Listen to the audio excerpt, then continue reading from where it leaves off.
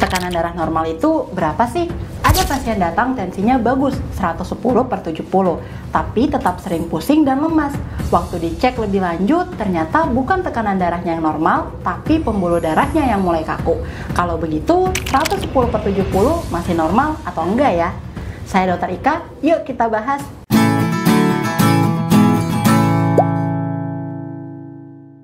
Jadi gini, angka 110/70 itu memang sering disebut sebagai tekanan darah normal untuk dewasa.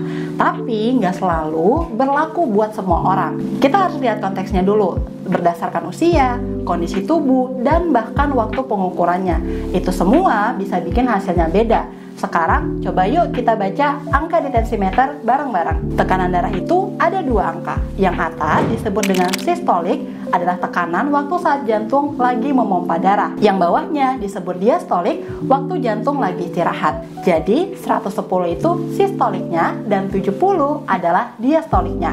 Sampai sini jelas ya? Nah, kedua angka ini sama pentingnya, karena dari situ kita tahu seberapa kuat jantung kita bekerja dan seberapa lentur pembuluh darah kita. Kalau dilihat dari kategorinya, tekanan darah kita terbagi. Pertama, normal. Dikatakan normal ketika tekanan darahnya di bawah 120 sampai dengan 80. Kita menjaga konsistensi ini dengan mempertahankan pola hidup sehat. Kedua, ketika di atas itu sedikit, disebutnya sebagai prahipertensi. Harus langsung perbaiki pola makan dan olahraga. Tapi kalau sistoliknya 130 sampai dengan 139 atau diastoliknya 80 sampai 89, artinya Anda sudah memasuki ke hipertensi derajat 1. Suka nggak suka, harus ada perubahan gaya hidup. Gimana kalau sudah di atas 140/90 secara terus-menerus? Itu artinya hipertensi Anda naik ke level derajat 2. Biasanya harus ada modifikasi gaya hidup dan sudah butuh pengobatan. Jangan ditunda atau akan makin parah. Berarti kalau 90/60 aman gak sih dok? Itu malah masuk kategori rendah, bisa bikin pusing, lemas, atau kekurangan oksigen. Inilah yang kita sebut dengan hipotensi atau darah rendah.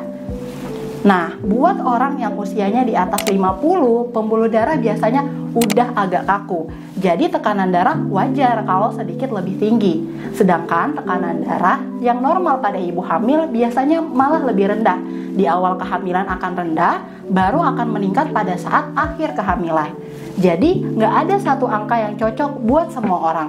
Ketika Anda cek tensi di dokter, pasti dokternya tidak akan melihat pengukuran hanya sekali saja. Dilihat dari tren pengukurannya. Lalu, kalau mau lebih cek lebih akurat, Anda bisa beli alatnya di rumah dan kita bisa melakukan rutin pengukuran tekanan darah di rumah pada saat pagi ataupun malam hari. Selain itu, ada juga terapi tambahan seperti low level laser terapi yang bisa bantu sirkulasi darah dan menjaga elastisitas pembuluh darah. Bukan pengganti obat, tapi bisa jadi pelengkap untuk bantu jaga tekanan darah harian Anda tetap stabil.